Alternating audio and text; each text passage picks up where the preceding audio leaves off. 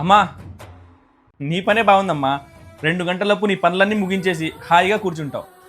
అవునులేరా, మేము ఎంత సుఖపడిపోతున్నామో మీకు తెలియాలంటే కసువులు ఉడిసి బండలు దుడిసి సామాన్లు కడిగి బట్టలు అవి ఉతకండి. అప్పుడు తెలుస్తుంది మా కష్టం ఏంటో మీకు. ఓ అవునా, నువ్వు చేసే పని ఎంత ఈజీనో తమ్ముడు నేను చేసి ప్రూవ్ చేస్తాం, చూస్తావా? సరే, అది కూడా చూద్దాం, చెయ్యి. రేయ్, పైన కసువు ఉడితే సరిపోదు, ఆ సోఫా లోపలకు కూడా ఉంటుంది, అది మొత్తం నీట్గా కసువు ఉడువు. సరే అమ్మా. అమ్మా తుడవడం అయిపోయింది. ఏంటి ఒక్కసారికేనా? ఇల్లంతా క్లీన్ అవ్వాలంటే 2 సార్లు తుడవాలి. ఎల్లు తుడు.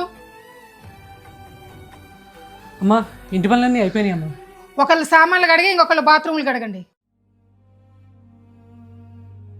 అమ్మా అన్ని పనులు అయిపోయాయమ్మా. ఏంటి అప్పుడే అయిపోయాయా?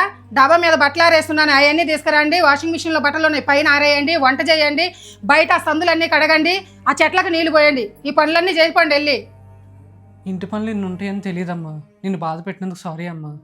ఇప్పటికైనా అర్థమైందా అమ్మ ఎంత కష్టపడుతుందో?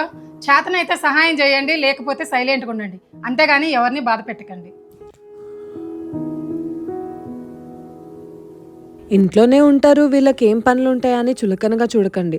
ఎవరి కష్టం వాళ్ళకే తెలుస్తుంది.